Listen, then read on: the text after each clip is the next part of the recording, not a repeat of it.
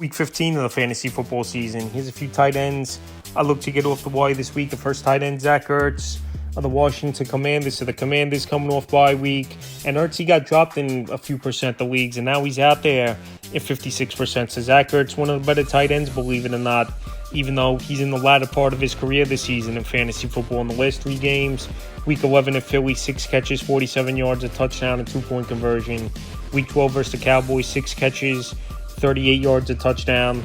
And Week 13 versus Tennessee, 3 catches, 35 yards, and he found the end zone in that one. So this week, a decent matchup with the New Orleans Saints. Their defense isn't all that great, in my opinion. Zach Ertz obviously has a good IQ. He still could run the routes. I know he's definitely lost his step, but right now he's the number 2 option in this passing game for this Commander team behind Terry McLaurin.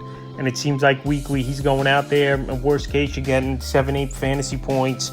As a floor in the ceiling's about anywhere to 15, 18 fantasy points. Next tight end that looked it off the wire, Hunter Henry of the New England Patriots. Another tight end coming off bye. And now, obviously, with the byes done, one's going to play, and we'll see if they'll be on these fantasy teams as the weeks go on now with the playoffs starting. Week 11 versus the Rams. In that game, 6 catches, 63 yards, 9 targets. Week 12 in Miami, 5 catches, 44 yards.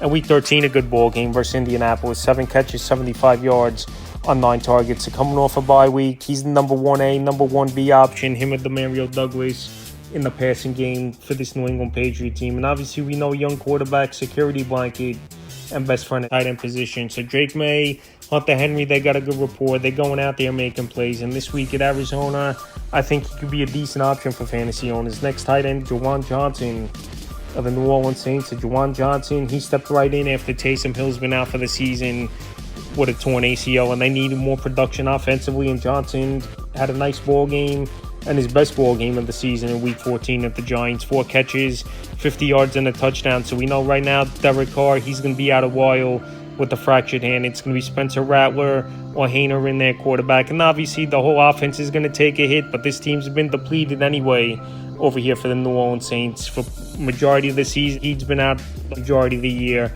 Chris Olave now, he's been out a while. I think they're just going to rule him out for the season. Taysom Hill got hurt in Week 13's ball game. And now they're to the backup quarterback with Derek Carr getting hurt for a second time. But I believe Juwan Johnson is a veteran.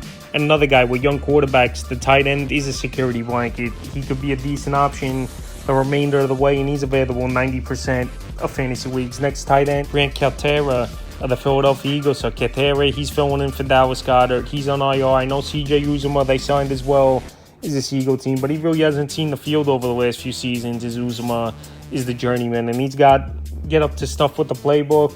Is Uzomah, and also as well, we got to see what type of game shape he's in, not playing all season long. So Week 14, back in the starting lineup with Goddard out with injury. 3 catches, 16 yards, and a touchdown. So obviously, he's going to be the 4th option, best case scenario, behind Barkley, A.J. Brown, Devonta Smith.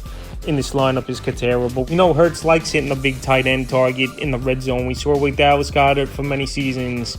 And Calcaterra, we saw it in Week 14's ball game. So this week with a matchup with the Steelers coming to town, where we know they're willing to stop A.J. Brown and Devonta Smith, with Calcaterra could roam a little bit in the seam in the middle of the field. I think he could go out there and surprise people as a decent waiver option.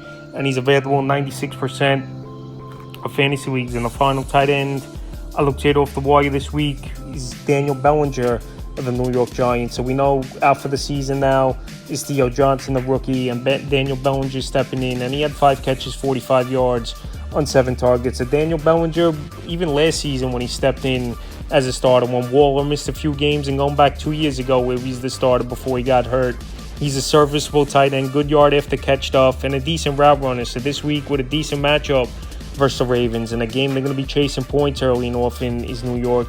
Ravens give up 10th most fantasy points to running backs on the season. I think he could go out there, Bellinger, and in deeper leagues be a serviceable option. Like I said, the Giants are trailing every game this season.